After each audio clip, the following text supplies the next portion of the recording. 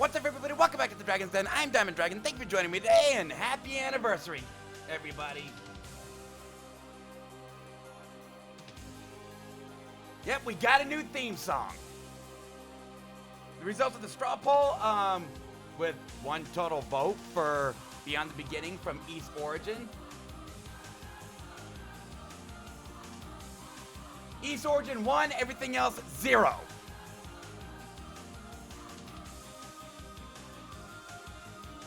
So this year, our theme song is Beyond the Beginning from East Origin.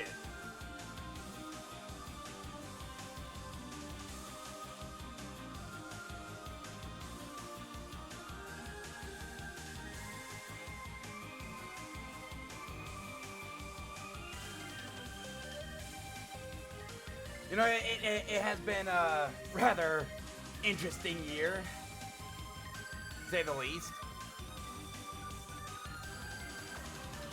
I mean, we had Carissa Sorensen fucking everything up.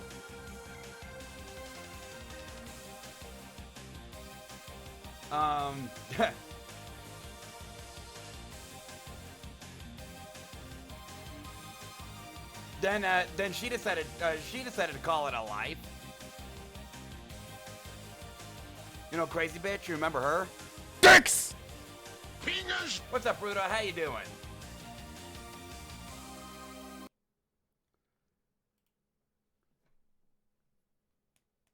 You know, we started baseball this past year. Crazy bitches missed. Yeah, no kidding. No kidding.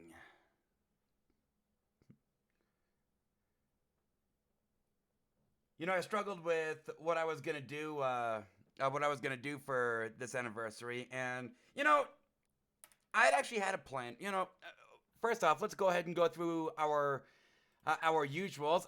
Situation in Ukraine. Big change in Ukraine. There's been only one change. Well, a couple of changes actually. There is Russian advancement near Velika Novosilka, but the big change: ceasefire in Kamyansk. Kamyansk has been under attack for the last couple of months on and off, but now they have reached a ceasefire. There's joint, so to speak, stable control in Kamyansk.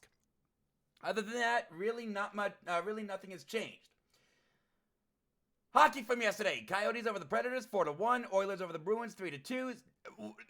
What the hell happened here? Stop the clock. Brilliant! What the hell was that? Stars over the Sabres 10-4. Hurricanes over the Flyers 1-0. Kings over the Avalanche 5-2. Rangers over the Canadiens 4-3 in a shootout. Islanders defeat the Penguins 4-3 in overtime. Senators over the Kraken 5-4. Blues over the Sharks 4-2. Golden Knights over the Lightning 4-3 in overtime. Devils over the Capitals 3-2 in a shootout.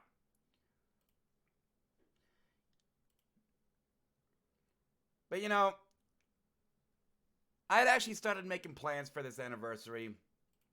While I was running the Dark Sun run last year, because I kind of figured that nobody would put Wicked Ravager on the roulette nor on the to playlist. So I kind of thought that I'd be running it today, but circumstances. Now, last year I did have a clip show where I went over the clips from yesterday. I actually tried getting that here. That didn't work. I have no idea why. But I can't get the clip show up.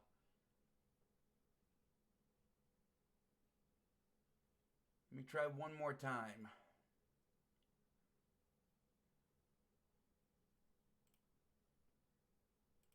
But I wasn't able to get the clip show up. Now batting.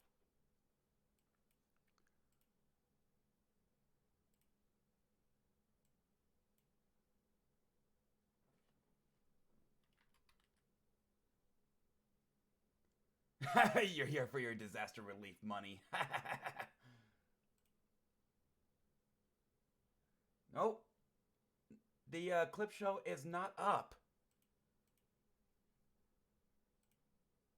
I can't get it. I can't get it. Which really sucks because I did that last year too. And this past year we actually had some pretty damn good clips. I mean, we had Chrono Gear. And when we started the baseball franchise, we had Chrono Gear. Chrono Gear clobber a pitcher in the dick. We actually had a couple of those, but one of them was Miyagu's sacrifice RBI sacrifice dick shot. But also we had Conlon. Conlon debuted in this past year. And we also had his last appearance before his passing. Before his passing on the 26th of this month.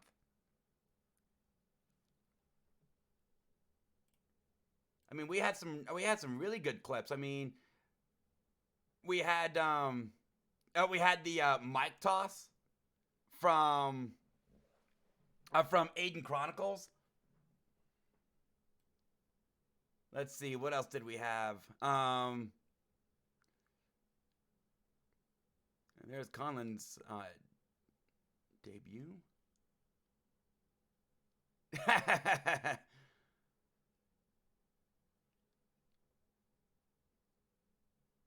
And let's see, we had Jenny Bean's Inside the Park home run. In baseball, we had Hondoing Final Fantasy IX for the first time. And then there was the fight against the boss troll where I tried to steal that flute, only to find out that even with Bandit, yeah, it didn't work.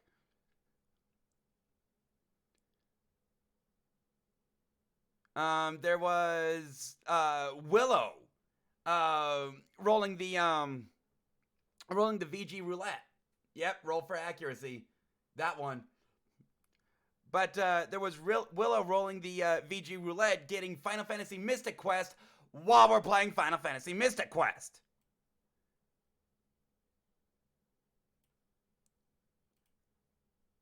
It really sucks. I really wanted that. I really wanted this clip show. But what can you do? So, I originally thought about running Dark Sun Wake the Ravager, but with everything going on with Conlon over the last month, you know, as some of you may know, I did away with baseball for a few weeks. We're bringing it back next Wednesday, by the way. Next Wednesday, baseball is making a return. But the way I look at it, if I'm not willing to do baseball, Super Mega Baseball 3, and we are about to, wait, is it even here? It is not. Oh, shit.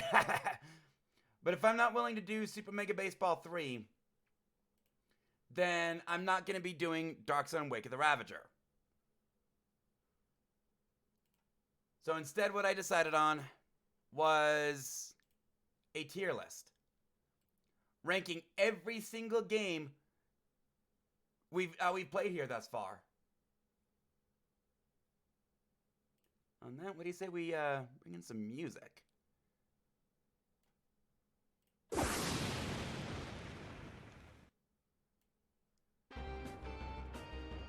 Why do you feel like your favorite games are about to get shit on?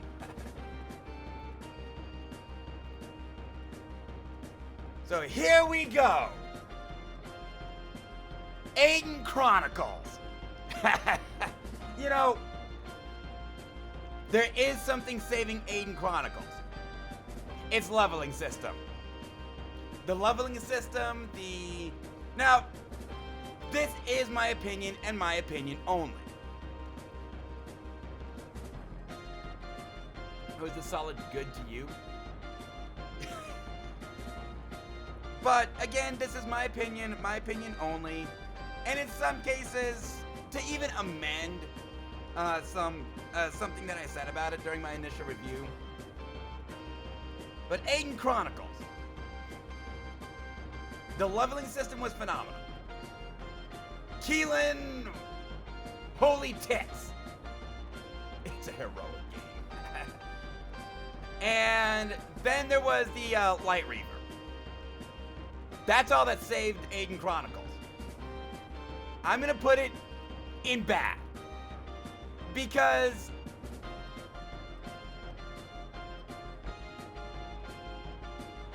dual classing, it's called learning skills. But it's not complete garbage because of its leveling system. I'm just gonna be completely honest, because of its leveling system. So the way they did leveling, yep, bad score. It's not complete garbage because of its leveling system. So in Aiden Chronicles, you take your experience and you put them into stats and skills. I actually like the way that works. It's sort of a pseudo job point system.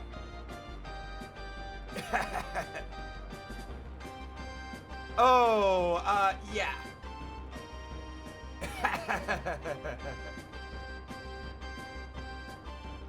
But yeah, the leveling system was phenomenal. It's the combat system. Which, my big problem is with its accuracy.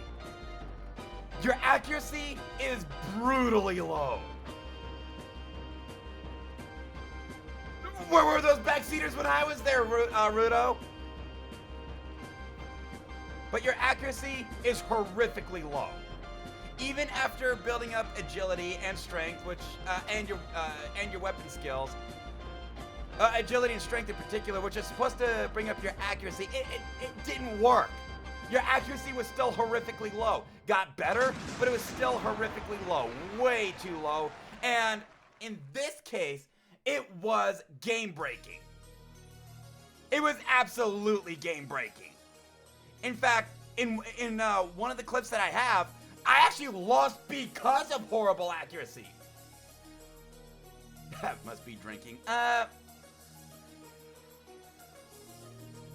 my coffee. And by the way, I went back to the first coffee cup. But Aiden Chronicles, not very good. Brave Battle Saga is good. Now, Brave Battle Saga bootleg. One of the few bootlegs that actually got an official release, and I can see why. Now, I can't put it in great because of its emphasis on magical damage. I mean, there's a defense stat, but there's no magic defense stat. Everything has a defense stat, nothing has a magic defense stat. This makes the second game that was found, sort of. It actually had a cult following right from the very start, but it's the game that Sega found out about and released on Steam 17 years after its initial release, even giving it an official cart release. But, the fact that there's no magic defense stat really makes your physical attackers bad. And half your team is physical attackers. So half your team is already taken out of the fight before it even begins. And the final boss fight, the less said about the final boss fight, the better. I will say, though, that some of the dungeons may chase away some people because they are pretty straightforward. They're mind-numbingly easy. I will say, though, and this is going to become relevant for a game later, if they use a set piece once, they use it for about 3, maybe 4 screens, and then that's it for the rest of the game. Keep that in mind. Chrono Trigger. Where else? Where else would I put Chrono Trigger? It's fucking Chrono Trigger.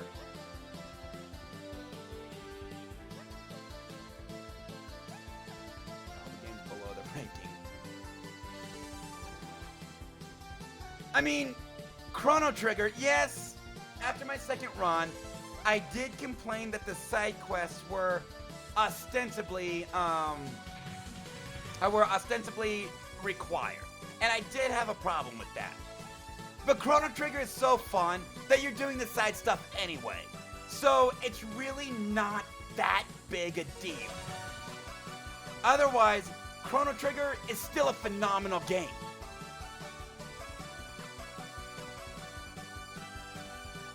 You know, and I really like how they made getting the lead character optional after his death. You know, killing off the main character itself is unique. Much less making him optional at the very end. Dungeon Hack. It's good. It's good. First person dungeon crawler based on 2nd edition AD&D. Now, what made Dungeon Hack so unique was its built-in randomizer, which we did run for quite a while. Now, I never finished a run because I had permadeath on. But Dungeon Hack is seen as one of the more legendary D&D titles, and for good reason. You know what? No. Putting that right here. It's seen as one of the more legendary D&D titles, and for good reason. Dungeon Hack, well, not my favorite D&D game.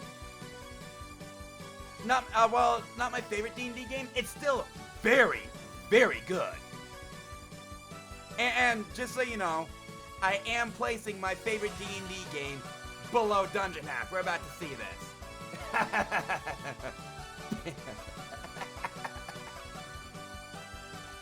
Dragon Warrior 3. Where else do I need to put it? Where else do I need to put Dragon Warrior 3? I mean, it's not my favorite in the franchise. Fair enough. Not my favorite in the franchise, but it's still very good. In fact, again, I'm placing my favorite in the franchise below Dragon Warrior 3, but the only reason I place Dragon Warrior 3 below another game in the franchise is because of the pyramid. The pyramid dungeon early in the game, I get the concept. I like the concept. Pyramid. You're not wrong. I get the concept. I like the concept. But that early? You place that dungeon later. This is Dragon Warrior 3. Dragon Warrior 3, the prequel, the one where you play Erdrick. But we're about to get to it. Yes, I completely agree, Cornhusker. In fact, I agree so much, I'm actually putting in the legendary tier. Dragon Warrior 4. I'm struggling with this one because I played the NES version.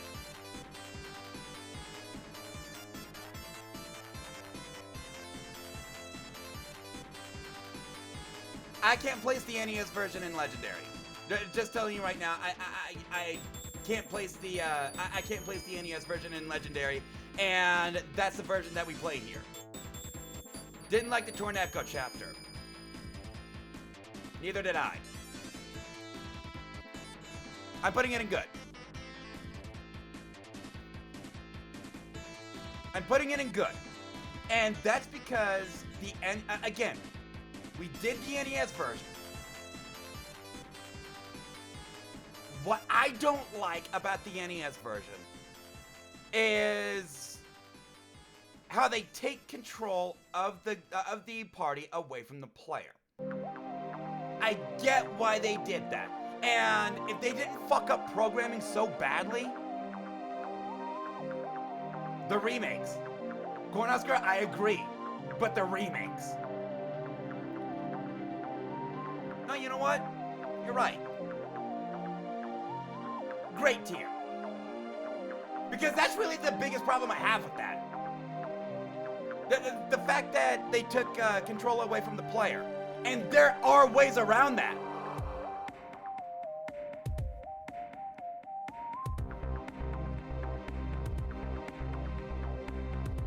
You know, I will agree that the Torneco chapter was subpar and boring, but it could also get you set up for the rest of the game with some of the best gear in the game. I will say that the remakes are a hell of a lot better.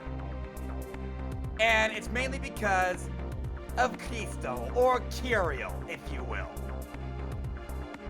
whose programming is so legendarily bad they still make fun of it to this day. It's not that bad. Before a Dragon Warrior game,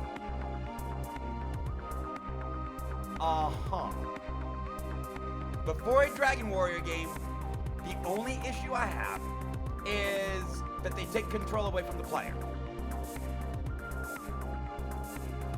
Otherwise, Dragon Warrior 4, fantastic. Dragon Warrior 5.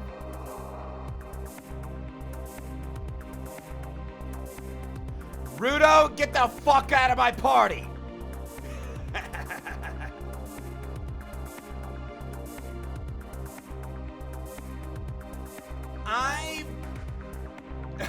You thought I was gonna dumpster 5. I will. Because Rudo, get the fuck off my party.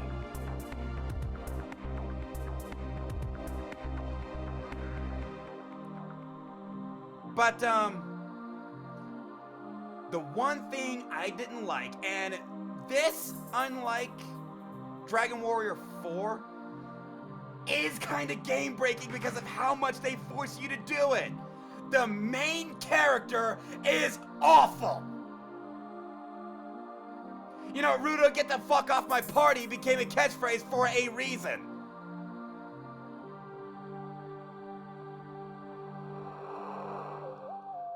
No, the main character doesn't speak.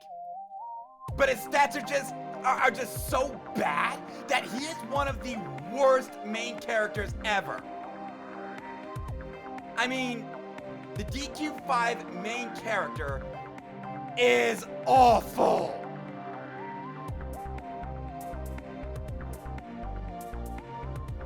For a main character, he was born that way. He's still a main character. You don't make a main character worse than characters coming up later.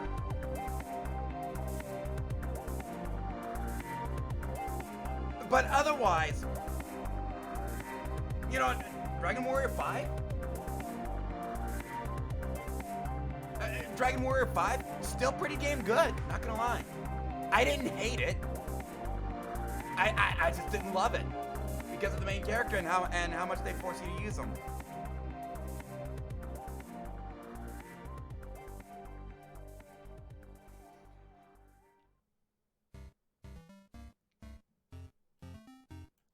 You know I have to do it. Cabbage smell. You know I gotta do it. Dark Sun Shattered Lands. No. It's good. It's actually my favorite D&D game from the era. Even more so than Dungeon Hack. But the reason I'm putting Dark Sun Shattered Lands at lower than Dungeon Hack is because, one, the music is repetitive. I will admit that. The music is absolutely repetitive. And it does get annoying. Oh, don't worry. He's about to get some help. But the music is annoying. It's also buggy to shit. It's bugged to hell. In fact, in my third run, I got bugged out of the I got glitched out of the El's Drinker. The Thri-Kreen is not supposed to fall unconscious when tasting the wine at the caravan. I also lost the El's Drinker at no fault of my own. It's because the game glitched. So I had to resort to an older run to get the El's Drinker back, and there is no way you beat Shattered Lands, excuse me. There's no way you beat Shattered Lands without the El's Drinker. Maybe not the most powerful weapon, but it is the best. In fact, it was actually this game's sequel. Just need firewall. It was actually this game's sequel that I was intending to play starting today, but because of everything going on with Conlin, I decided that no, I wasn't going to go through that. Dark Sun Shattered Lands, favorite game in the favorite D&D game for the era. Why stack trauma? You're exactly. But Dark Sun Shattered Lands, favorite D&D game from the era. But I understand why people don't like it. Dragon Warrior 2. We played the NES version. Dragon Warrior 2 is my favorite in the franchise. But the NES version is unbalanced, severely unbalanced. In fact, I actually broke the game with some of the more famous glitches. I got multiple water flying cloths, and I utilized the Thunderstaff glitch. Try doing that legitimately. The remakes are a hell of a lot better. Speedrun does that too. But the remakes are a hell of a lot better. The NES original was so difficult that in Dragon Quest of the Stars, when that game was up and running, they actually made fun of how difficult Dragon Warrior 2 was.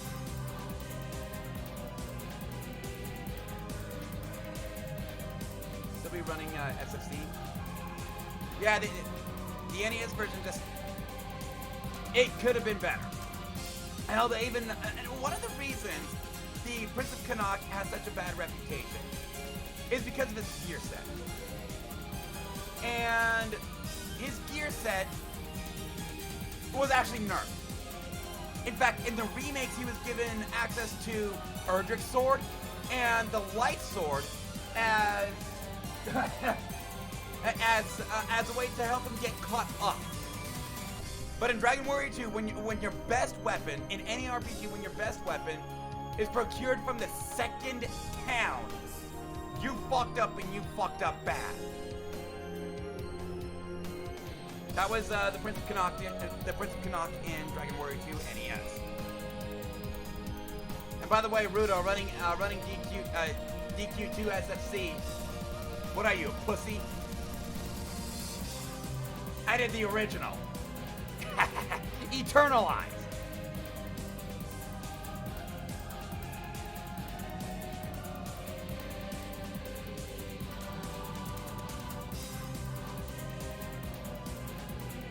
I'm struggling with Eternalized. It's either good or great. It's a hidden gem in the PlayStation catalog.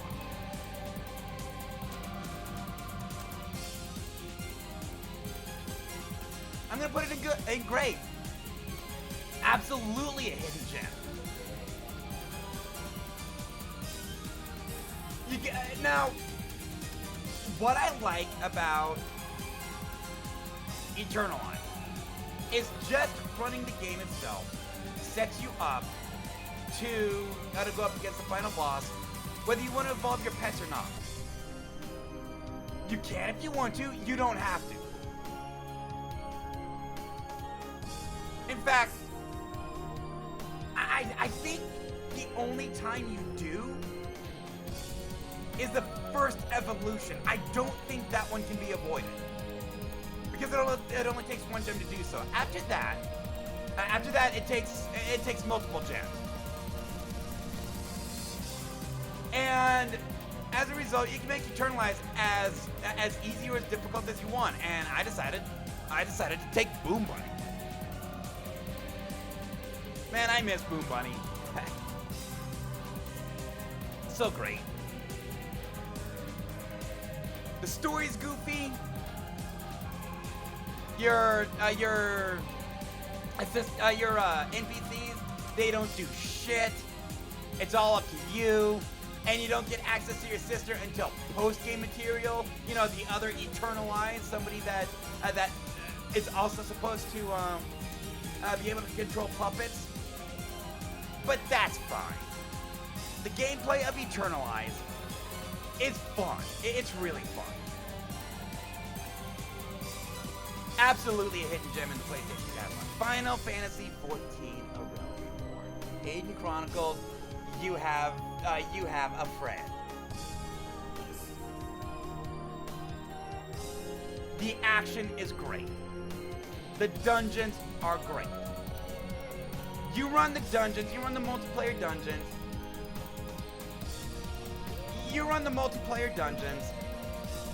And it just feels like a Final Fantasy game, which is hard to replicate.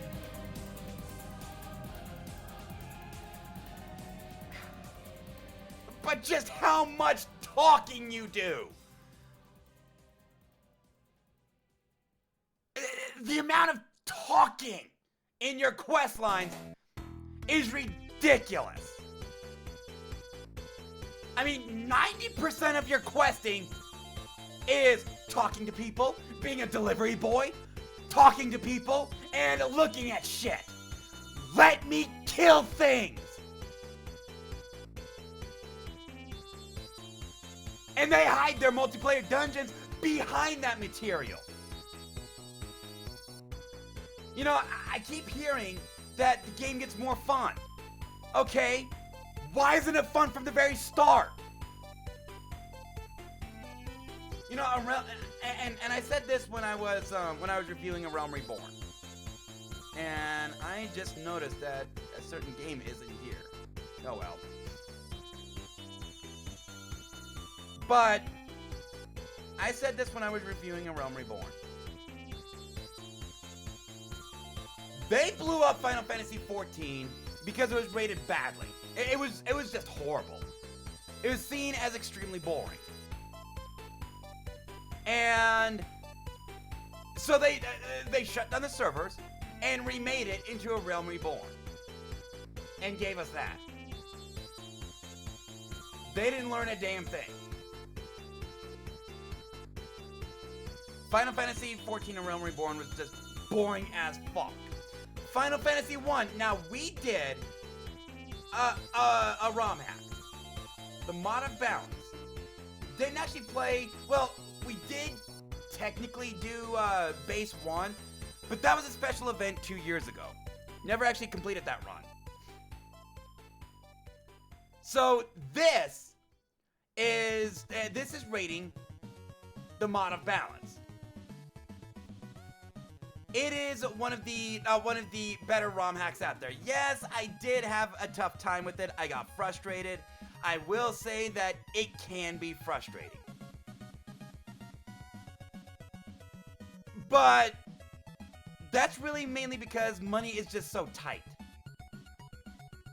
The pain spell is a lifesaver.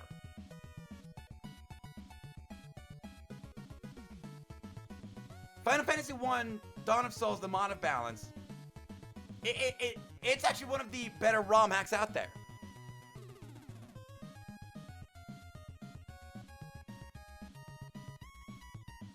You know, they changed up a lot, and I gotta give them credit for it. It's really good. It just gets a little too irritating at the end. Final Fantasy 4. I played the PSP version.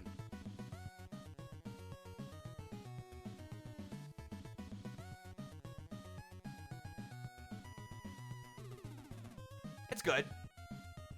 It's not the greatest game on the face of the planet, but it's good. I mean, there are balancing issues at the very end, but I will say that the fact that... Now, the bonus material. They added the bonus material for the Game Boy Advance remake and kept it for the PlayStation,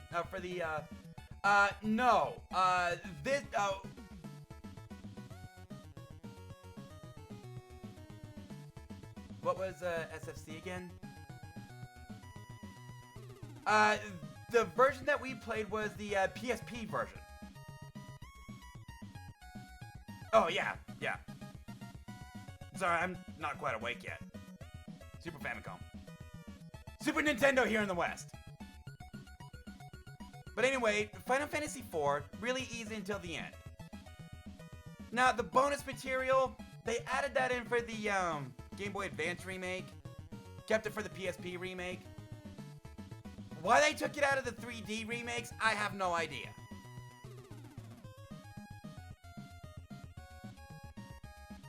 But I think that would have saved the 3D remakes. But Final Fantasy IV, it's good. It's not great, it's not bad. I smell controversy. This one is Final Fantasy V.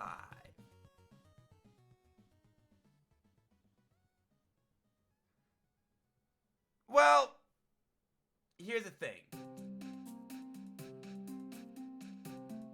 Yes. The job classes. That's the only thing that saves Final Fantasy V!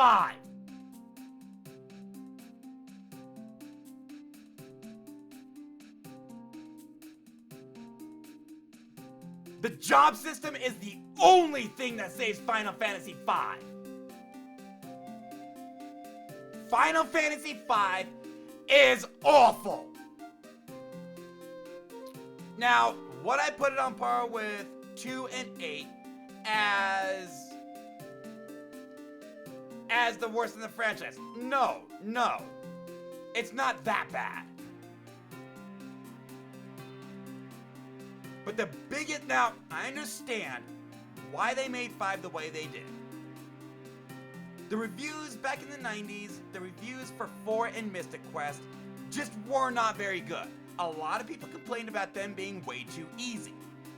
So I understand why they did what they did. To make it more difficult. I mean, even in Japan, 4 and Mystic Quest, while 4 was loved in Japan, Mystic Quest wasn't. In fact, Mystic Quest was so bad that they actually had to quantify that as being a USA Final Fantasy. Maybe not Western enough. But the biggest issue I have with Final Fantasy V is the amount of instant death and how accurate it is. Okay, a lot of people say that Final Fantasy I may be the most difficult in the franchise. Now, instant death does appear pretty early in the Astos fight. The next time it's so prevalent is in Ice Cave. The last time you face instant death to any real extent is Ice Cave. In Final Fantasy V, starting at the Library of the Ancients. Cornhusker. Oh. Wait, I don't have my... Ah! Anyway. But starting from the Library of the Ancients, and in every zone and every dungeon up until the very end, instant death is a constant threat. Now, I wouldn't have such a problem with that if it missed. In Final Fantasy I, the success rate for instant death depends on your evasion. So if you evade a lot, Rub will miss. In Final Fantasy V, it's just a flat accuracy, and it doesn't miss. This creates situations to where your entire party is wiped out before you can even input a command. And boss fights are supposed to be your test for what you learned throughout the dungeon. And for the most part, that's what they are. But then you get to the second half. And oh my god, what the fuck did they do to their bosses? There are bosses that in a single attack can wipe out your entire party before you ever have a chance to act. Let's see, there was a flying pig. I forget his name. Atomos. Now, I will give Atomos credit, he's not required. I don't think. Yes, he is.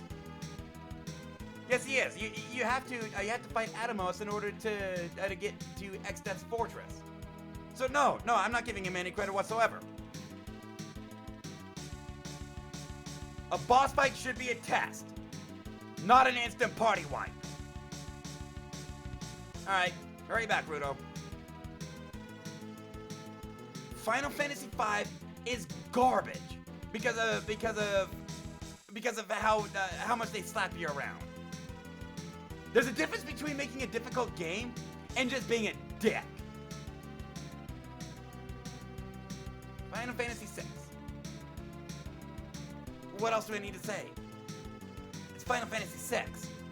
I've said it before, I'll say it again, and I'll repeat it until the day I die.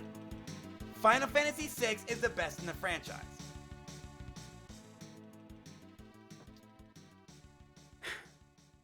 I mean, you even bought the cartridge? I actually have the Japanese SFC cart right behind me. In fact, let me go ahead and grab that real quick.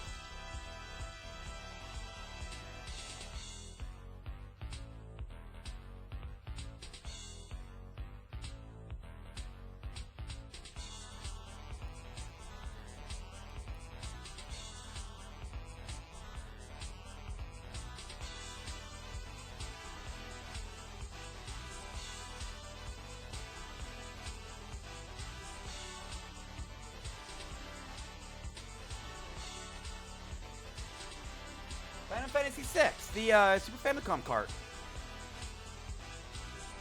And by the way, I ended up getting them before I even thought about becoming a streamer.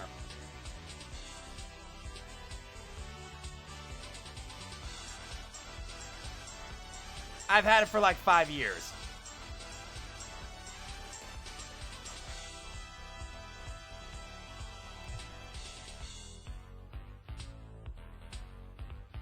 I actually picked them up at an anime convention here in Denver. But yes, Final Fantasy VI, best in the franchise. It is an absolute... First off, and I know I say this all the time, I don't give a shit about story. So when you impress somebody, sort of. But when you impress somebody that doesn't give a shit about story, with your story, you did something really well. You know, I think Kefka is probably the best villain in all of video games. You know, Celeste is there.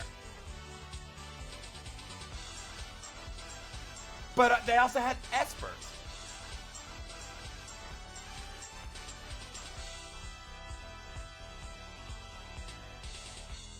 You know, the quote-unquote materia system was actually Espers, which not only gave everybody any spell that you could think of, but also improved your attributes. But Kefka, by far, the best villain in video games. In fact, I'm gonna go ahead and do this.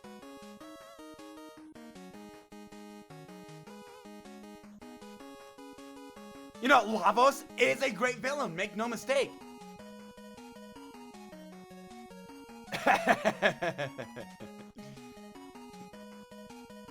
Lavos is a phenomenal villain, but I think Kefka is better. Final Fantasy Legend 3. It's good.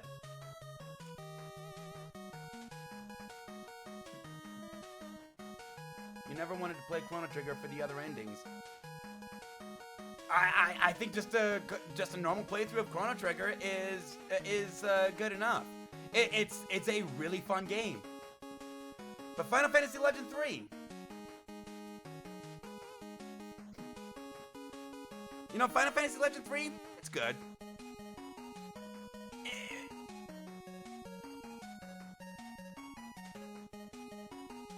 think the biggest issue I take with Final Fantasy Legend 3 is how easy it can be.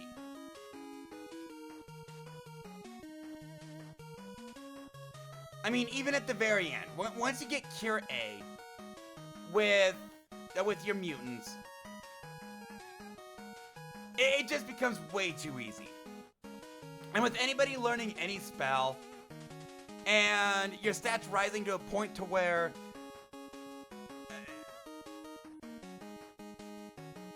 you just get too overpowered. Still a good game. The fact is, though, they have what? You got the present, the past, the future. The special overworld, the dark world, the underwater portions to your main overworlds. Final Fantasy Legend 3 is a big game.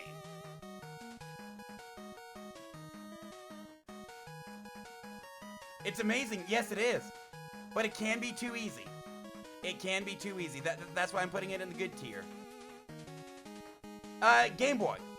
It's also known as, I believe, Saga Frontier 3? I think it's part of the Saga Frontier series. It's part of Saga, that's for sure. Yes, it is part of the Saga series, but I think it's Saga Frontier. They actually remade it for the Nintendo DS in Japan only. Never gave it to us here in the West. Fuck you, Japan. Final Fantasy Mystic Quest. Where else?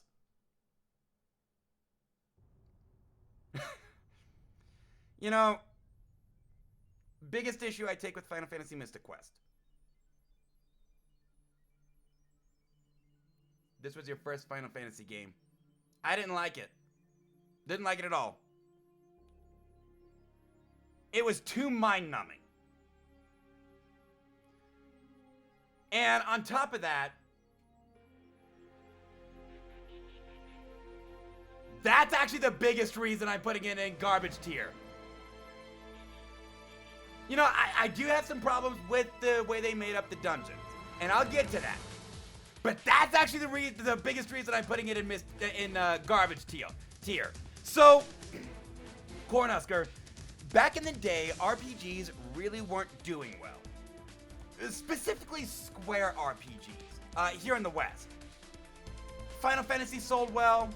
They didn't give us 2 or 3. 4 was mediocre in sales. They didn't give us 5. And Mystic and 6, it did well, but Chrono Trigger actually didn't. Believe it or not. 6 did well, Chrono Trigger didn't. No. The only relevant parties here are Final Fantasies 1 through 4. Which was kind of Square's fault because they never gave us Final Fantasy 2 or Final Fantasy 3. They gave us 1 and 4. Leading up to Mystic Quest. And at best, they did mediocre sales. So Square thought that us in the West, we didn't know how to play RPGs. So they gave us Final Fantasy Mystic Quest. In fact, it says right on the box, entry-level RPG. Here's the thing. Final Fantasy, the entire Final Fantasy series, was so heavily based on an American RPG that it damn near got Squaresoft of America sued. Dungeons and Dragons. Dungeons and Dragons has been insanely popular since the late 70s. And they want to tell us that we don't know how to play RPGs? Final Fantasy Mystic Quest was actually put out there just to insult Americans. And they did even more than that when they released it in Japan, because they called it, and I'm not kidding here, Final Fantasy USA. They wanted to distance themselves from Mystic Quest so much that they called it Final Fantasy USA. But Mystic Quest, garbage. Gauntlet Legends. It's okay. I say it's my favorite in the franchise, and I maintain that. At least from what I've played. Thing of it is, Gauntlet Legends, it does have some problems.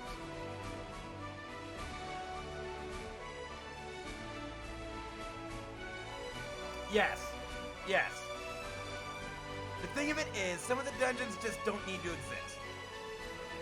I mean, the entire Ice Cavern dungeon doesn't need to exist. Now, one problem I had with Mystic Quest, and yes, this does tie into Gauntlet Legends. I should only have to go through an entire map once, maybe twice. The length of a dungeon once, maybe twice. In Mystic Quest, you have a couple of dungeons where you have to go across them about half a dozen times. You know, for example, Pazuzu's Tower. You need to get to the even numbered floors. So then you have to go up the dungeon, then down the dungeon to activate the switches that you need, up the dungeon and back down the dungeon just to get to Pazuzu, and then up the dungeon again to get required items. And they do that a couple of times. In Gauntlet Legends, the Ice Caverns does that every level. You know, the runes and the runestones and the obelisks are required to complete the game. But they have you traversing entire maps half a dozen times to get them. On one side of the map, you have a switch that opens up unlocks a switch on the other side of the map, which then opens up another switch on the first side of the map, which then opens up a switch on the second side of the map, and then you can finally start looking for your runestone. It gets repetitive in a hurry. When they actually think about their dungeons, it's good.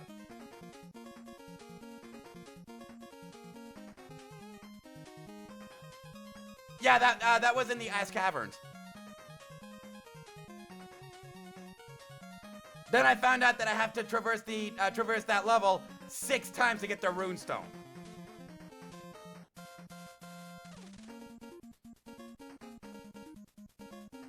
But that one area doesn't ruin the whole game.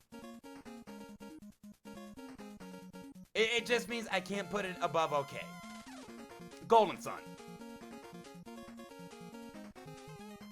It's good. You know, one of the problems I have with Mystic Quest, and yes, this does go into Golden Sun, I don't mind when games change their rules. But if it's required for the player to complete the game, you need to tell the player. Mystic Quest does that a lot.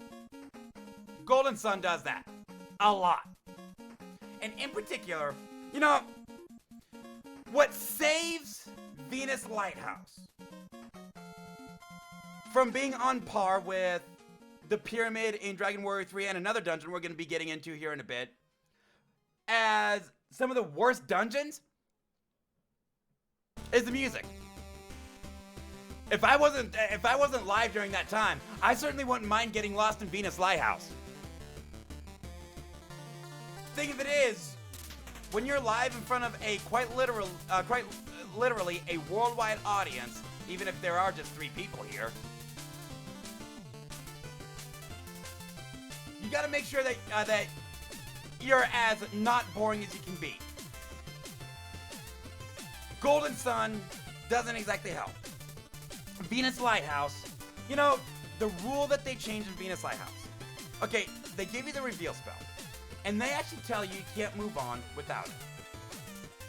So the reveal spell, you use it, and you open up entrances to other dungeons, other rooms, behind waterfalls and sandfalls and the like. And you have to use the spell in order to move on. In Venus Lighthouse, they changed that and don't tell you about it. There's one waterfall that hides an entrance behind it. and reveal won't tell you where it is. Despite the fact that the game spent all game telling you that that's exactly what it does. You always walk into waterfalls in RPGs. That's the thing. Very few of them actually hide anything. Some do, fine. But not all of them do. And I just found out that there's another game that isn't here. Sword of Mana isn't here. Temtem and Sword of Mana. Not here. Oh well. Just a spoiler, I would play Sword of Mana in OK and Temtem in OK.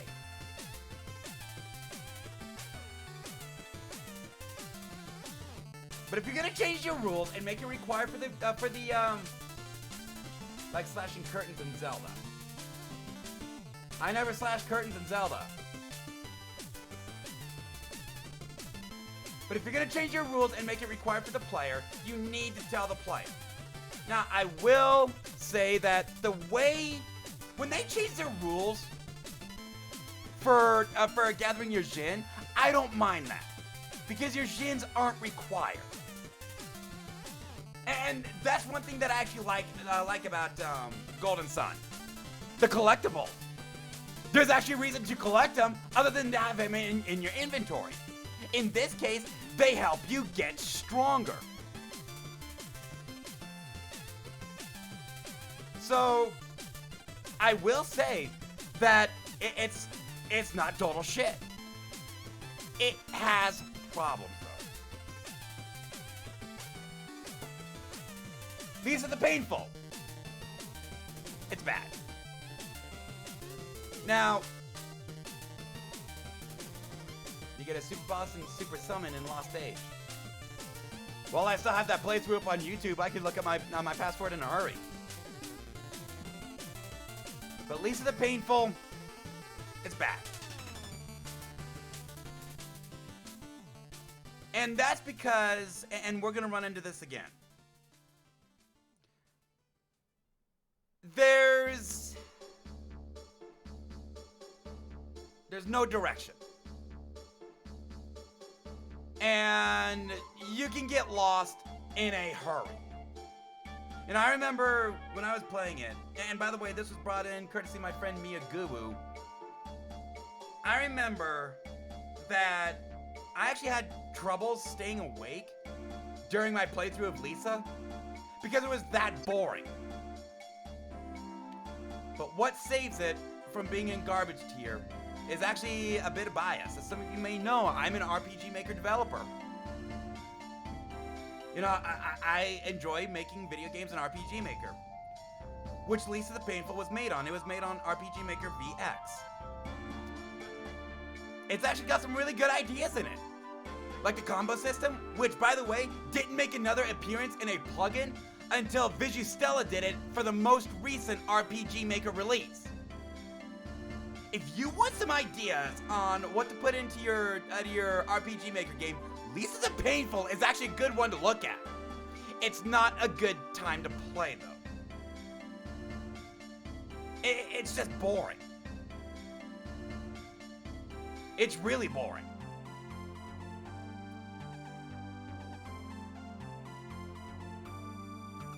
And the fact that they don't give you any direction really drags it down. It really does. Still not complete garbage, though. Legend of Dragoon. It's got problems. It's got problems at the very beginning. The first third of Legend of Dragoon was absolute garbage. But then it got good in a hurry. After the first third, you know, the entire first disc and the first half of the second disc, the only problem I had with Legend of Dragoon was the desert dungeon, which, by the way, that's a trope that needs to be done away with. I don't mind deserts, but I certainly don't like deserts that feature multiple floors, whirlpools that act as gates to your next maze, and only a very specific combination advances you forward. But yet every floor has 11.7 bajillion of them. When you're dealing with literally thousands of possibilities, you need to leave a hint for the player. Legend of Dragoon and most deserts, most desert dungeons, and Brave Battle Saga even had one of these, don't do that. And it's garbage. I don't like that trope. It needs to go away. But other than that, Legend of Dragoon was phenomenal. It was fantastic. Tactics Ogre, Let Us Cling Together. It was okay. You know, this goes into the issue I had with Mystic Quest and Golden Sun. They change their rules and don't tell the player. First 2 chapters, you can have 7 of your own characters on the battlefield at any one point in time. Then they set you free. And what they don't tell you is at that point, your deployment then goes up to 10. Now, in my initial review, I compared it to Final Fantasy Tactics, saying that the lack of a deployment counter was a mistake that should never have happened. Now, I understand that comparing it to a legendary title made a couple years down the road might not seem fair, but again, the lack of a deployment counter, that was a mistake that shouldn't have been made in the first place. And I actually found out after my run that that's actually a more fair comparison than even I thought. Because the director of Let Us Cling Together was actually poached by Squaresoft to make Final Fantasy Tactics. I guess I gotta give him credit for learning his lesson, but again, that makes that comparison a little more fair than even I thought back then.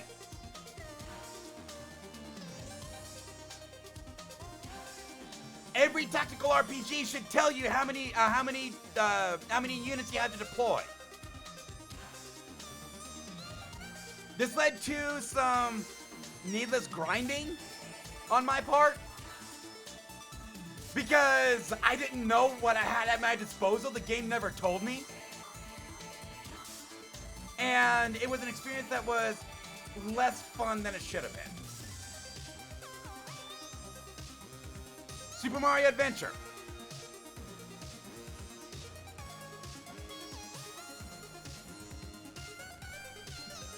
So, Super Mario Fantasy Adventure. It's a ROM hack of Final Fantasy 1 for the NES. And this one was brought in by Chrono Gear. You know, I still remember in this run, Peach, which replaced the Final Fantasy 1 White Mage, 1v1 Tiamat, and won! And unlike most ROM hacks, this one wasn't just aesthetic. Mario Fantasy Adventure was... It changed almost everything. It changed the world map. It changed the enemies, the experience curve, the difficulty curve. Yes, the player characters were Final Fantasy. Mario was a fighter. Luigi was a thief. Yoshi was the black belt, which also featured the black belt glitch from Final Fantasy 1 NES. Toad was the red mage, Peach the white mage, Daisy the black mage. That and the progression of your game was also Final Fantasy. But that's it. They changed everything else. It wasn't just aesthetic. You know, I said it back then. Mario Fantasy Adventure was one of the best ROM hacks I've played up to that point. I put it on par with Crystal Clear, and I maintain that. Mario Fantasy Adventure was fantastic. Might and Magic 8. Now, I actually thought about not doing this because when I ran Might and Magic 8, I ran it as a memorial to my uncle who passed away the week before. And it's because it's a game that he loved, even up until the day he died. and I was actually really close to my uncle. I thought about not adding it. It's okay. Combat itself is the most fun I've ever had. I said it back then. I maintain it. Combat in Might and Magic 8 Day of the Destroyer is the best, the most fun I've ever seen. To be able to go from real time to turn based at the push of a button, it was innovative. I mean, the only other times we saw that were other Might and Magic games.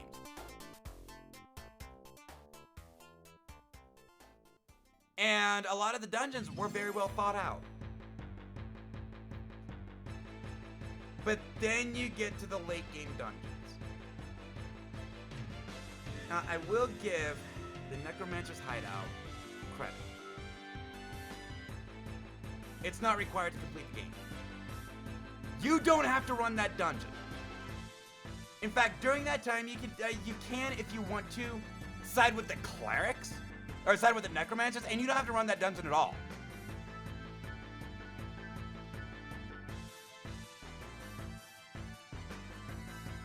So I will give that dungeon credit. It's not required. There are a couple of required dungeons, however. Now I forget what one of them was called. But you go in, and you're required to find a secret passage. We'll run into this again. You're required to find a secret passage, making the perception skill required for a first-time run. No skill should ever be required. If you're going to give the player an option to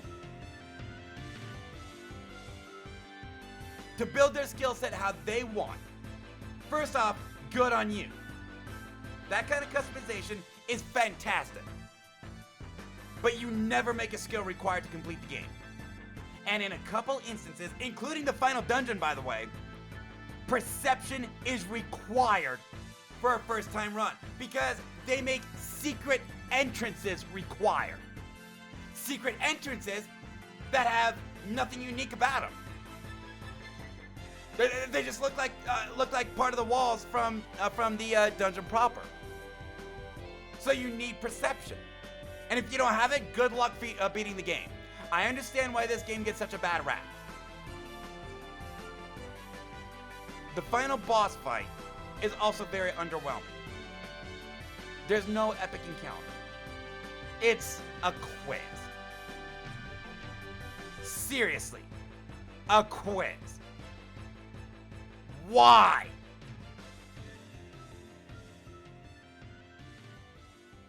And I haven't even touched on Balthazar's Lair.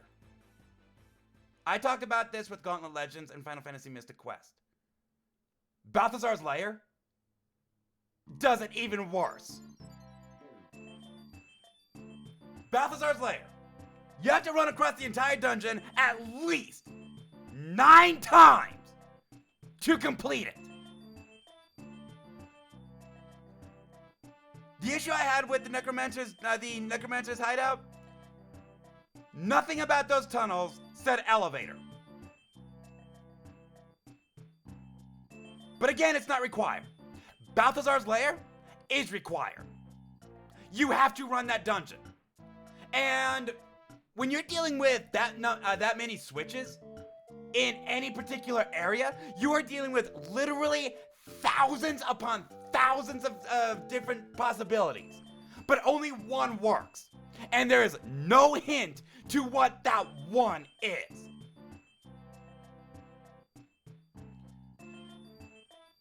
So you flip a switch, go across the dungeon, see what it did. Nothing? Okay, go back across the dungeon again, flip another switch. Go back across the dungeon again, see what it did. Can you progress? Okay, fine. So then you flip another switch. Go back across the dungeon again, see what it did. Can you progress? Let's say for the sake of argument, you got it first try. Then you have another one. You gotta flip that switch. Go across the dungeon again, see what it did. Sake of argument, got it first try. Okay, then you go back across the dungeon again. You flip that switch, go back across the dungeon again, get into another fight. Talk to some people, go back across the dungeon again, talk to the lead Minotaur. Then you flip another switch, go back across the dungeon again, and finally you complete Balthazar's Lair. Balthazar's Lair is garbage. And it's required to complete the game. I am putting Balthazar's Lair on par with the Pyramid as one of the worst dungeons ever. Balthazar's Lair is bad. It is bad.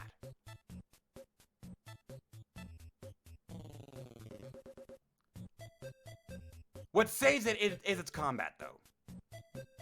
Might and Magic 8 is okay. Ogre Battle March of the Black Queen. Ooh, boy, where do I put this one? I'm gonna put it in okay. Yes, I did rage quit March of the Black Queen. I contend I was coming off of Aiden Chronicles. Ogre Battle March of the Black Queen is better than Aiden Chronicles. The reason I don't like Ogre Battle March of the Black Queen is because of the accuracy problems. And following Aiden Chronicles was wow. Pissed me clean the fuck off.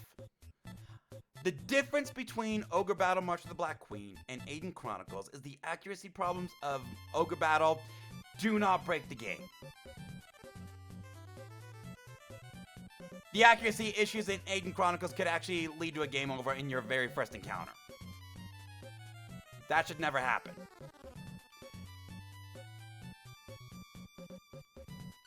Ogre Battle March of the Black Queen is okay. Ogre Battle 64, Person of Lord the Caliber. Where else? Where else?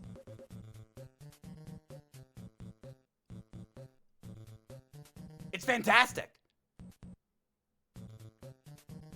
We finally agree. What, you don't agree that Final Fantasy VI deserves to be here? Or Final Fantasy III deserves to be here?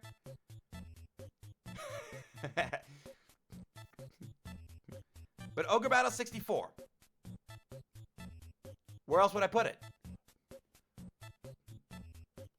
Ogre Battle 64 is as far as I'm concerned from the games that I have played, the best in the franchise. And yes, we got another Ogre Battle game coming up.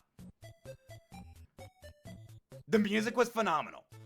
I was impressed with the story. And again, I'm somebody that doesn't give a shit about story. Whenever you impressed with a story, to somebody that doesn't give a shit about story, you did something really good. Ogre Battle 64 did exactly that. Ogre Battle 64 was absolutely impressive.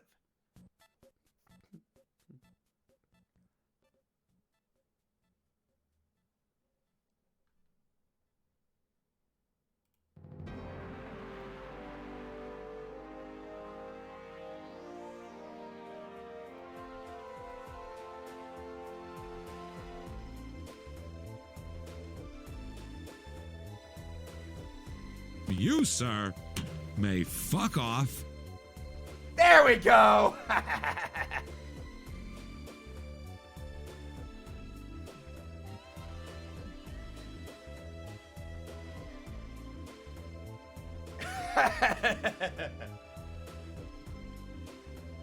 And I will also say that you do need some sort of tactical awareness to really do well at Ogre Battle 64. You know, you need to know what you're up against. You need to know what abilities are row to row, column to column. Strengths and weaknesses. You know, another reason I thought March of the Black Queen was so bad was because, okay, so you kill the leader of your enemy. They retreat back to home base. Just spam Dark Tomes. You're not wrong. In fact, we actually did that, and it led to one of the most epic moments when, and I can't believe I'm saying Angel Rose did anything epic. Angel Rose held against an entire legion by herself. But anyway, they'd lose their entire squad. Then they'd go back to home base, rest, recover, and then come back out. Why? Why can't I do that?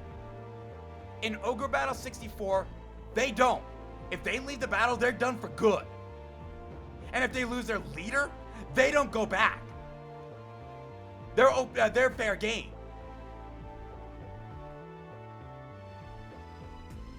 In March of the Black Queen, no, you can't.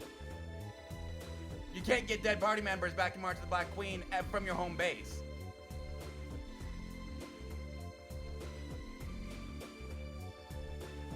In Ogre Battle 64, you can, sure, but not March of the Black Queen.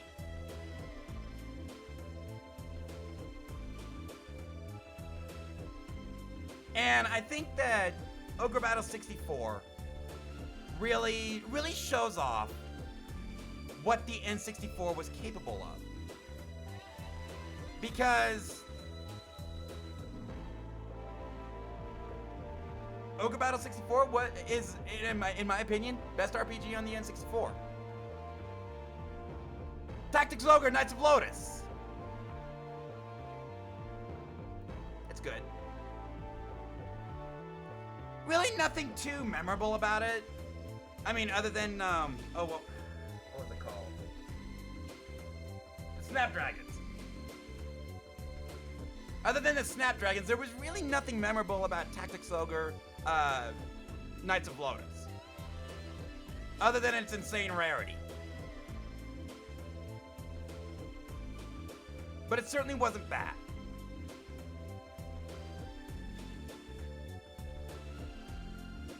And you know, now that I think about it, going back to Let Us Cling Together, another issue I had was, again, its accuracy.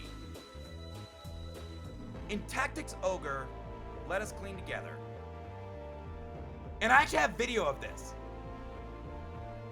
you would have an attack with a 100 accuracy, and it missed. It would miss. Now, I understand that a lot of this had to do with the boss of that particular encounter being immune to the status ailment. Okay, first off, I don't have that benefit. In Knights of Lotus, if an enemy is immune to a status ailment, then a move will still deal damage. It just won't apply the status ailment. And for the Super Nintendo, you could easily do that.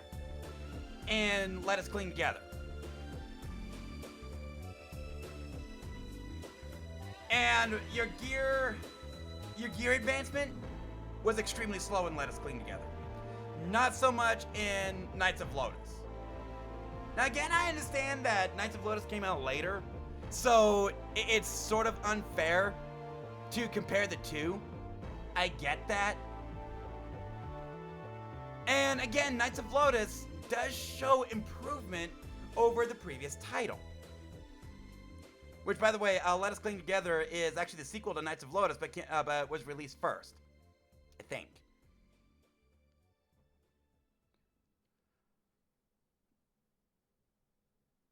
But there was really nothing too memorable about Knights of Lotus.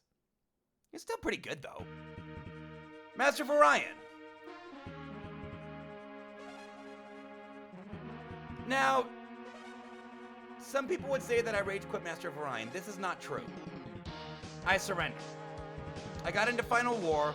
I didn't go to war with the Cylons early enough. Got into Final War and realized I couldn't win.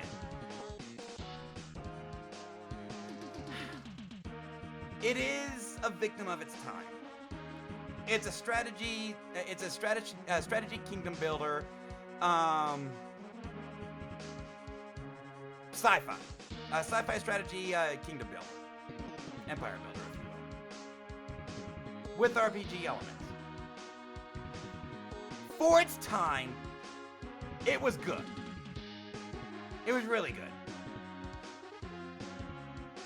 But with how much clicking you're doing and how much diplomacy there is, the fact that combat isn't the primary focus of Master of Orion really doesn't do it any favors. And on top of that, the overworld not having any music, I mean, this isn't even like XCOM UFO Defense, which the Geoscape did have music, it just wasn't in your face.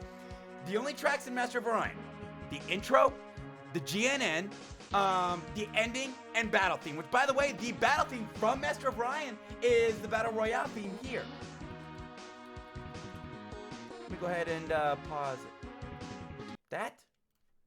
Now, pay close attention.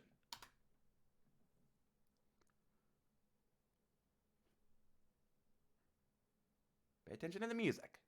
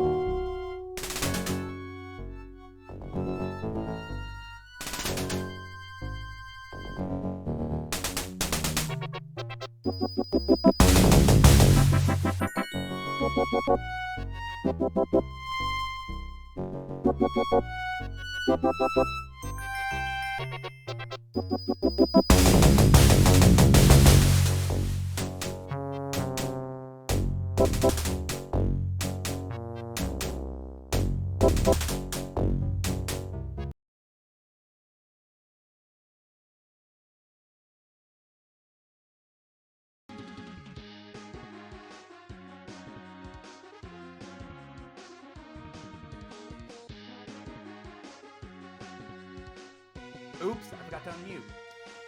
So there is some music, and the music that is there is pretty good, not gonna lie.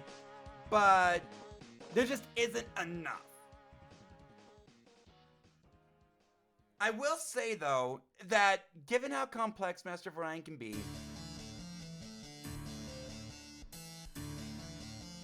it will certainly test you.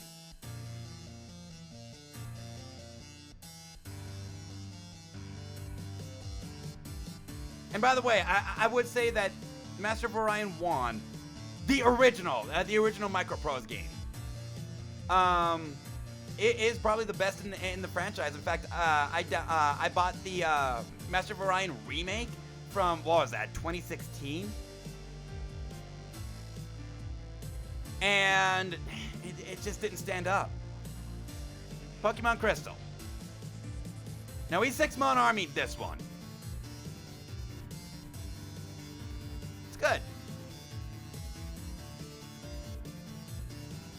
Not my favorite in the franchise, but it worked.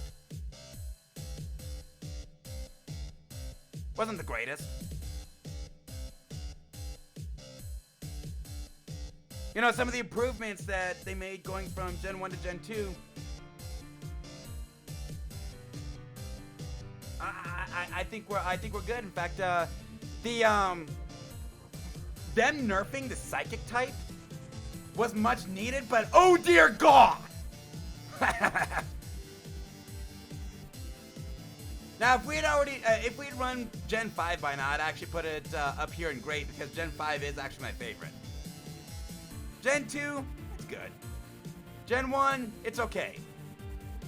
Yeah, some people call me a Gen 1er. I think Gen 2 is better than Gen 1. Gen 5 is the best out of all of them.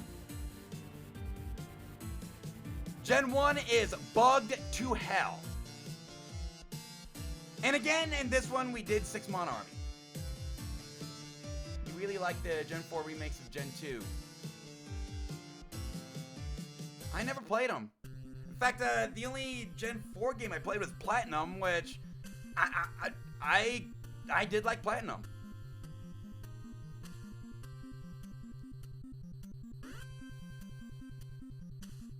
Gen 1, bugged to hell. Psychic type, severely overpowered. It was okay. You know, people call me a Gen 1er. And I actually say that Gen 1 is one of the worst.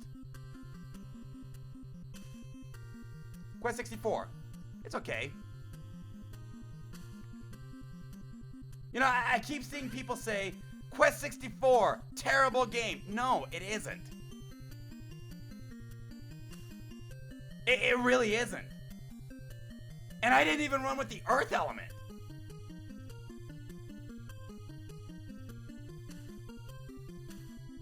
You know, the Earth crystal, the Earth element, is absolutely game breaking.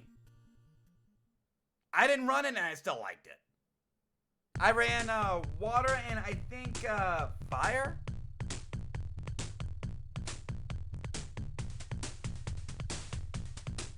And a little bit of wind.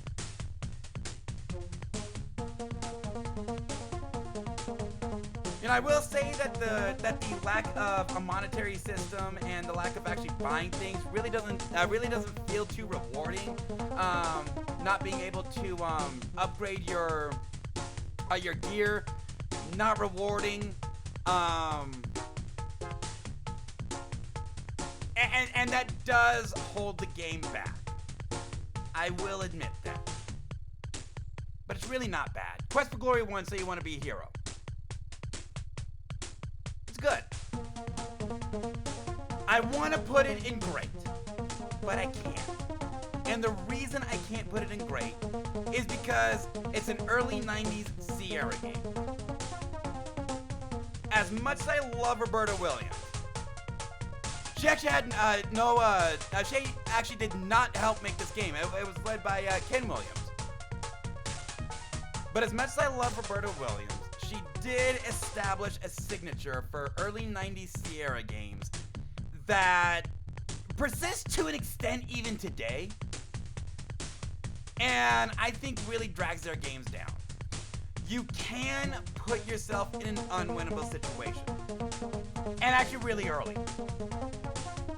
You know, if there's something that you don't do early, you don't find early, you can actually fuck yourself up late in the game and your save file is completely worthless. You put 10 hours into it, only to find out that you can't progress. Now, Quest for Glory isn't necessarily like that, but it does have some issues.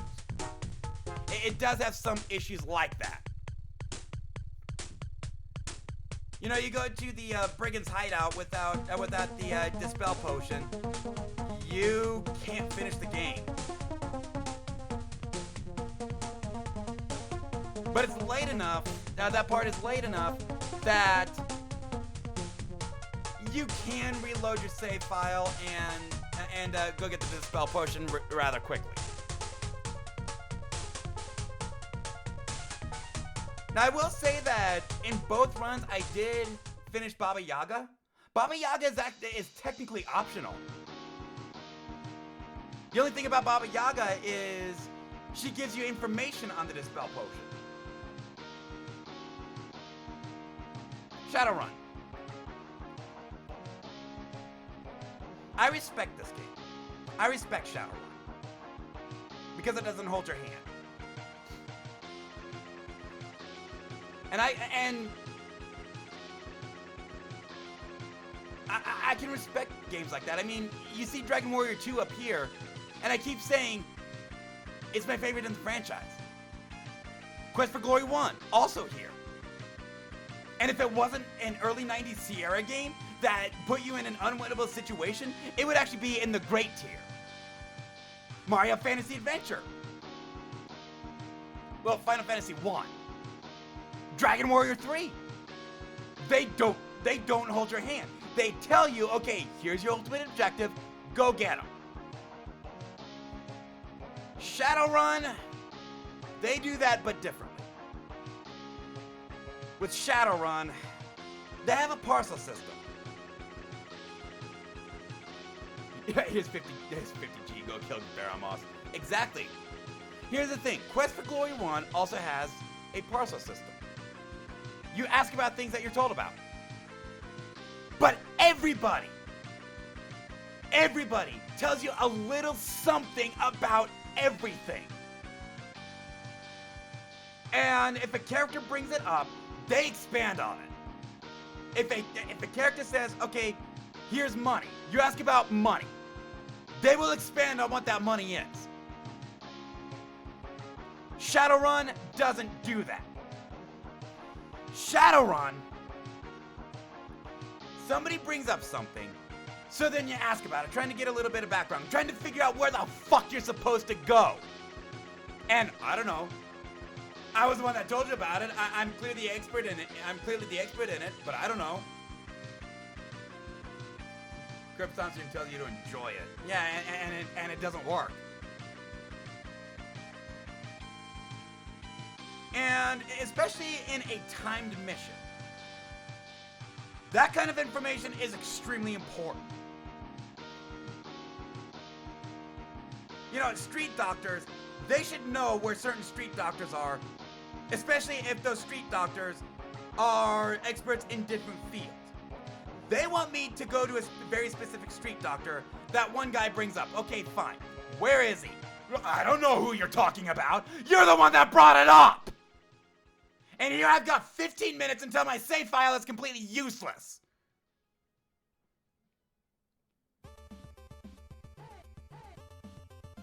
Shadowrun does it in a way that is just awful.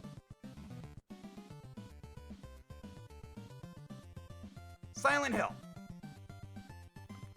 When I originally reviewed Silent Hill, I was really harsh on it. Because again, I was following Shadowrun. I got to the last boss, and I have a boss rush of, I believe, two bosses to do with one hit. Now, Silent Hill, I guess, tried to tell you to avoid combat, but they do a terrible job at it. Especially with the hospital and the nurse mobs that show up there, and the entire sewers dungeon should not exist. That part should just be taken out. What I will say about Silent Hill is, for a game that doesn't want you to fight,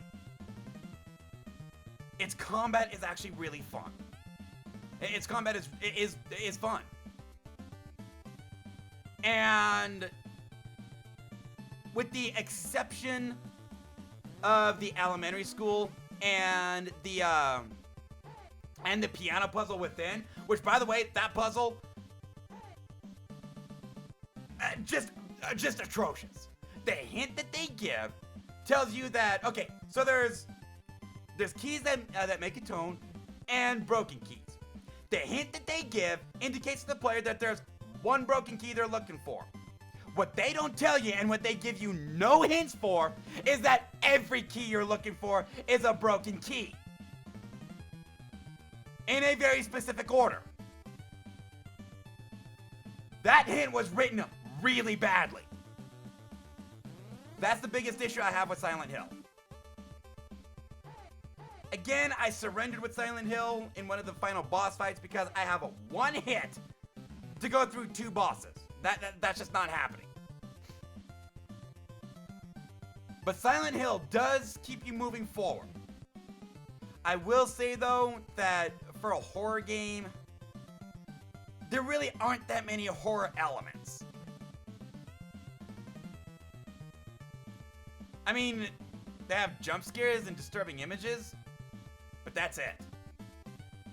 The hints that they give in for later dungeons, and even the boss of the elementary school, very well written. They don't outright tell you what to do. They leave it to you to put together, and they write it in a way that's easy to figure out. In fact, the history. The hint to the first boss of the hint to the boss of the elementary school is in a fight that took place in history, and well, and they say, okay, well, this is what we didn't try, and that tells the player, hey, do this or you can't beat the boss. That was very well written. So again, they don't hold your hand, but they give you direction. They keep you moving forward. Super Mario Bros. 3.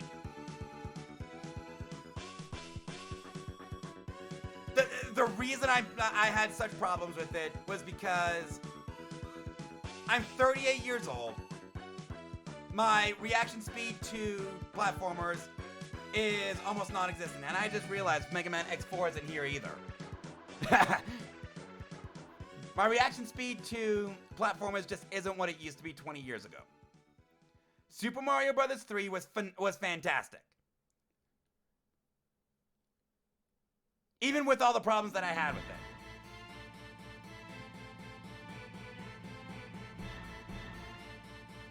It certainly deserves the reputation that it's been given. Super Mario RPG. Okay, so this one I ran a challenge, no gear.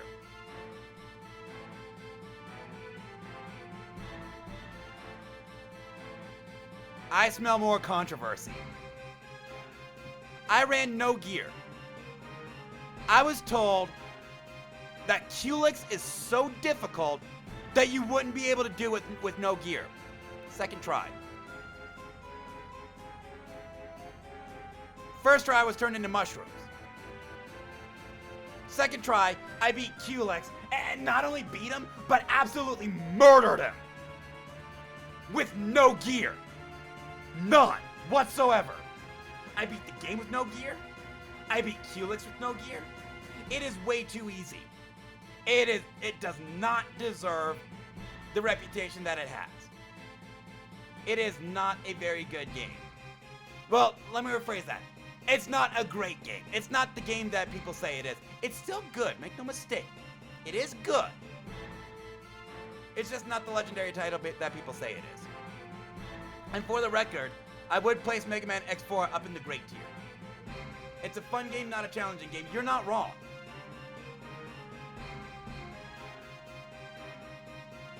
Stronghold, SSI. It's good. Real-time strategy, Empire Builder. One of the first. In fact, I actually think this one predates Master of Orion.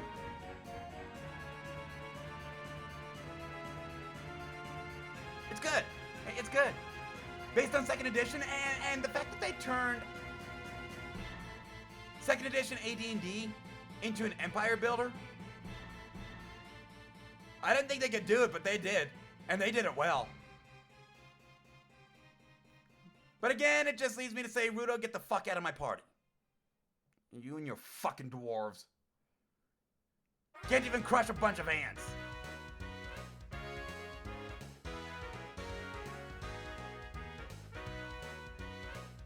Stronghold is good. I can't put it above good because there's very little music. And the music that is there really isn't that great. And again, it is a victim of its time. You know, early 90s. But again, it's a D&D RTS, which doesn't happen very often. The only other D&D based RTS that I could think of, I forget what it's called. Let me go ahead and look that up. There is another one, and it really wasn't very good.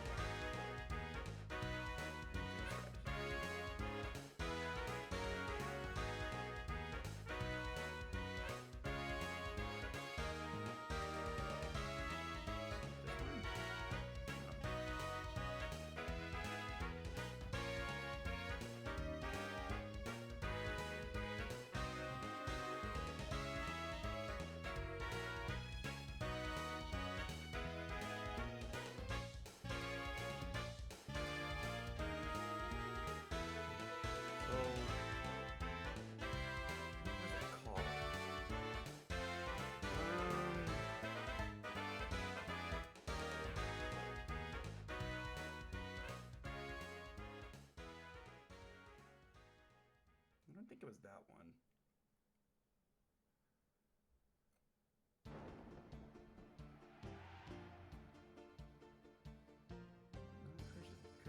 Bonds. I like that one. What was it?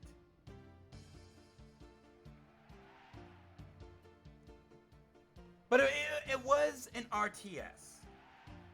And it wasn't very good. The fact that they were able... Blood and Magic, that's what it's called. Blood and Magic. The fact that they were able... And this game actually came out after Stronghold. Oh shit, I didn't know that. But the fact that they were able to make Stronghold as good as they did, you know, credit where credit's due. D&D is best served as more of a typical RPG, not an RTS. Stronghold broke the mold. Final Fantasy IV: The After Years. It's okay. There really wasn't anything too superb about Final Fantasy IV: The After Years that really warrants its existence. It was basically a rehash of Final Fantasy IV, except that the entire final chapter is one long dungeon.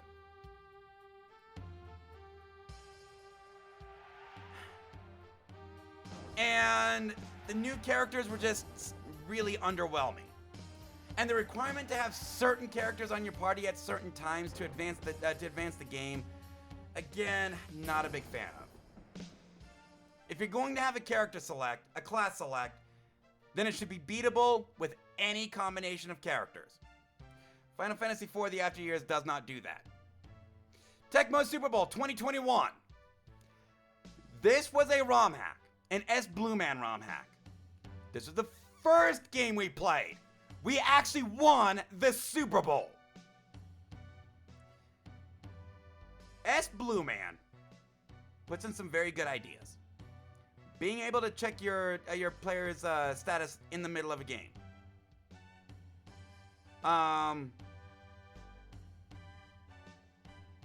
Being able to adjust the quarter length.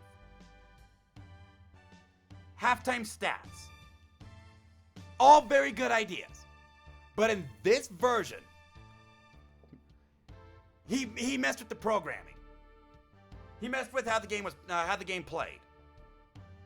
And now he did implement a max field goal length of 65 yards.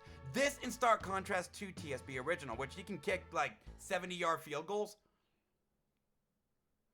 He caps it at 65. Now that one I really can't put too much stock into because nobody would know. Nobody could possibly know what would happen later with Justin Tucker later that season.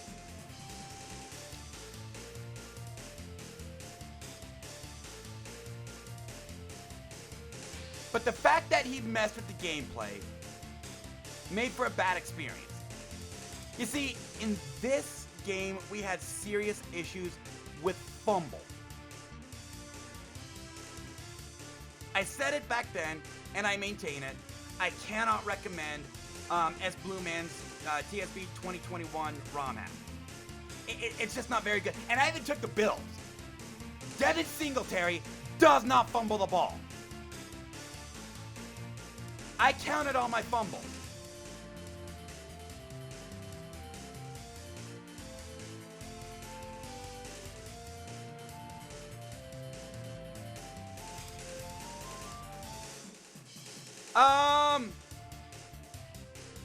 No.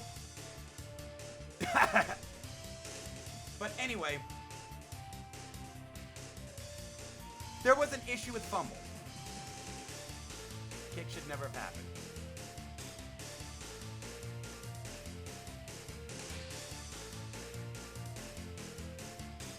And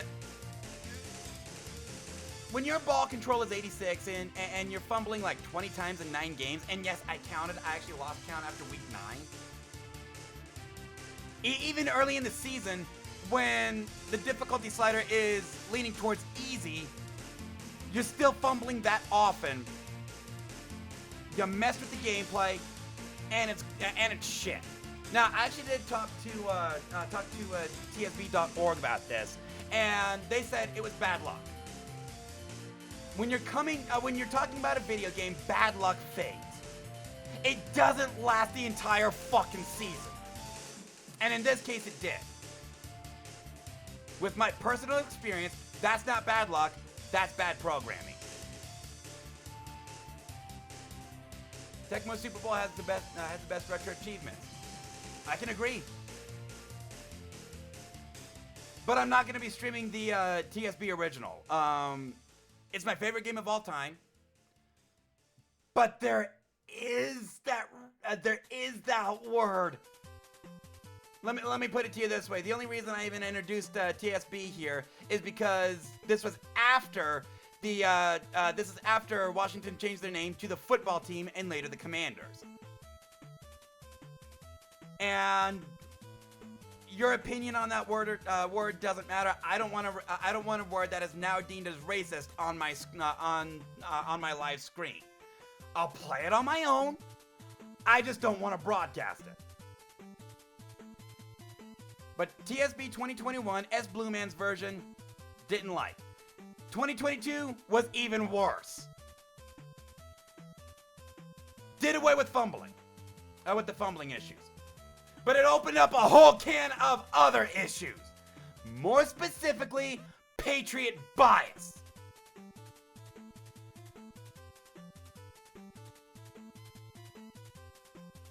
The issue that I had,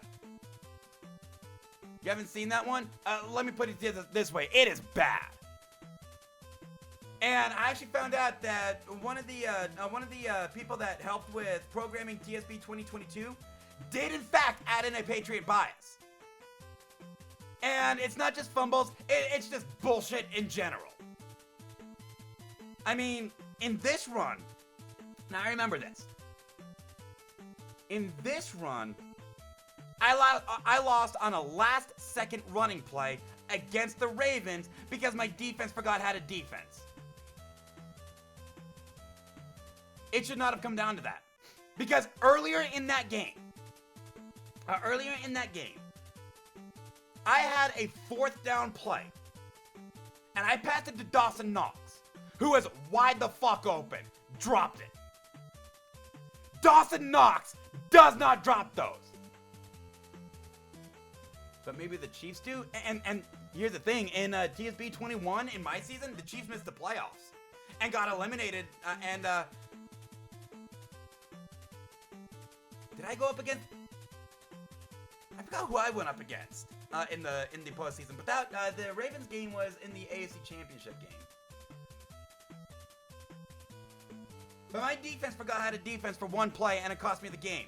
It should not have even gotten to that, because Dawson Knox does not drop wide open passes. You throw him a pass wide open, nobody within 10 yards of him, and he catches that pass 105 times out of 100. But instead, at the most crucial time, the game decides Dawson Knox has butterfingers. And that would have given me the first down to run out the clock and win the game going back to the Super Bowl. During the season, absolute bullshit. You know, S. Blue Man, he brings the passing game back to Tecmo Bowl, where it's either complete or it's intercepted. There's no in between. And this led to some serious problems against the Patriots and against the Bears. And I actually don't know how Patriot receivers how any receiver whatsoever is able to catch a pass from Mac Jones in triple coverage with Jordan Poyer and Tre'Davious White on that receiver. How does that happen? Apparently, that's a thing with S. Blue Man. In fact, it's actually because of my test of the 2023 season that got me to drop Tecmo Super Bowl unless I get a good ROM hack. And with S. Blue Man being one of the premier modders in the TSB.org community, I don't think that's ever gonna happen. S Blue Man is not that good. You know, people suck his dick because those mods are just those mods are few and far between. S Blue Man is not that good.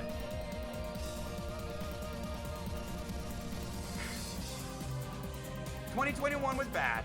2022 was absolute garbage. And yes, I do know that some people might not agree with me on some of my ratings. But again, these are just my opinions.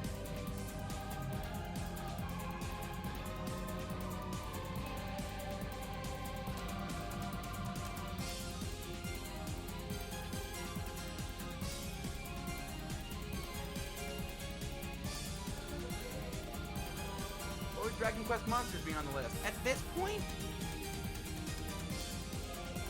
DQ5 as high as it did? DQ5 wasn't bad. My big issue is with the main character. Ludo, get the fuck out of my party. But Dragon Quest Monsters, I'd probably place in good. Dragon Quest Monsters would be in good. At least right now. This is actually the first time I've ever run Dragon Quest Monsters, so at this point I have no idea what to expect. How I feel after Starry Night. But yes, games that for some reason aren't here. Temtem, I'd place it in okay. My big issue with Temtem, price tag. It's a Pokemon clone in the form of an MMO. It can be long. The grind is bad. I will say that the grind is bad. You know, this coming from somebody that loves Dragon Warrior 2, 7th Saga, Final Fantasy 1. I grew up on the grind fest. The grind in Legend of Dragoon is one of the worst I've ever had. It is bad. But the game itself really isn't. The first third is rough. You are gonna need a guide. But afterwards, it gets good in a hurry. But Temtem would be in okay because of its price tag.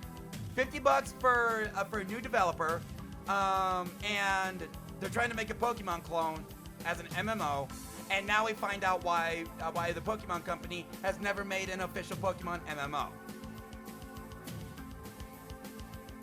It's still good, but the price tag holds it back.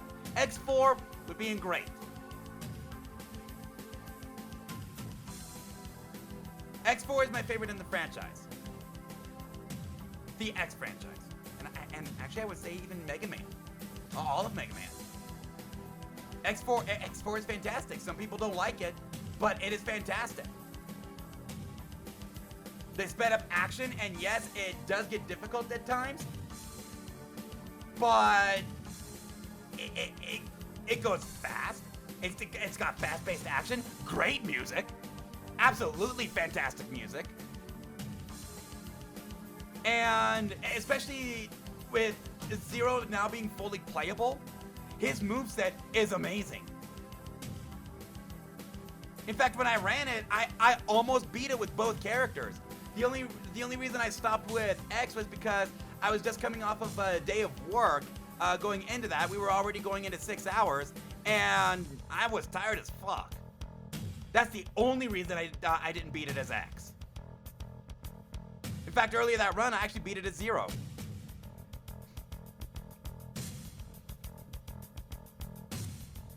But yes, right now, Monsters would be in good. Emerald, Pokemon Emerald would be okay. Temtem would be okay. Shining Force. I put Shining Force in good. Again, Shining Force was a special. N Plus was also a special. I put that in good. You know what? N Plus? I put that in great. No, good. And that's because the music does get repetitive, but the gameplay itself is actually really fun. You know, N Plus makes being killed fun to see.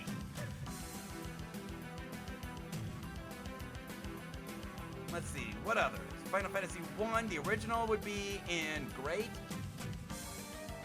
Legendary. Final Fantasy 1 NES would be Legendary.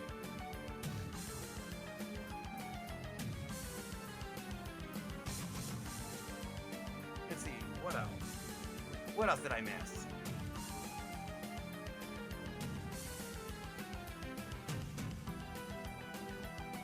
I think that's it.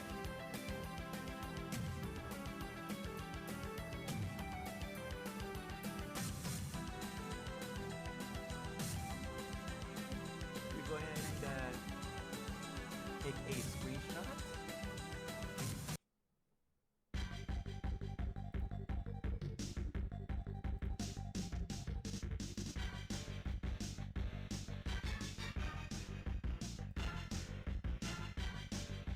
So I can get this up on Discord.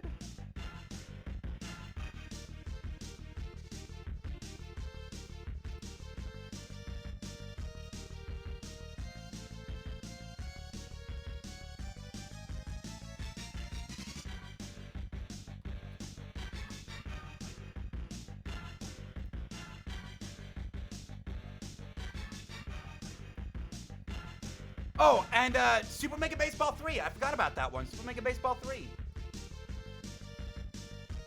Super Mega Baseball 3 would be Legendary. Super Mega Baseball 3, I've said it before. I maintain it. Now, I have gone back and forth, and admittedly, I'm running the franchise in a way that the developers did not intend. You know, what they intended was you take a team that's already pre-established, and here I am taking a team of absolute nothing and building them up. So I will admit that the way I'm running this franchise is not intended by the developers, and the number of foul balls and bullshit calls, I mean, in particular, the umpire behind the plate is blind as a bat. You would think, with how frustrated I've been getting, I wouldn't like it too much. But again, you also got to realize that my ego is actually kind of high for my team. The team should actually be at about a 35.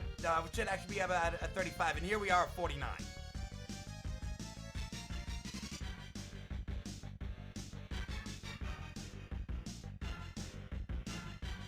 So, time for 50. Well, we are going into the second half of the season.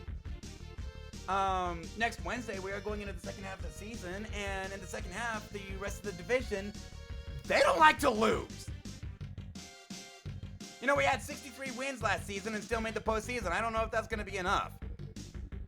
We might need 68 to 70 to win the division.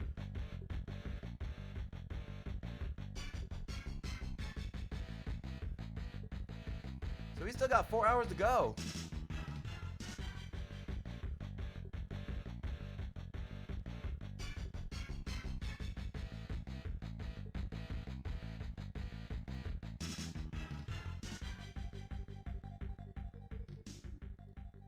Time for a DQ3 speed run.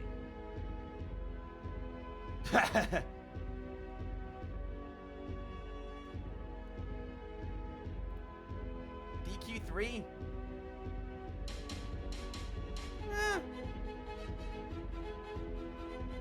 I wouldn't mind starting a DQ3 run.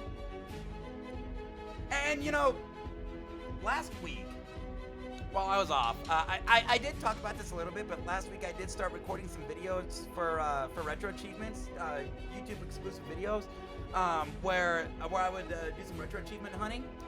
And the game that I was trying to run was Dragon Warrior 3, the NES version.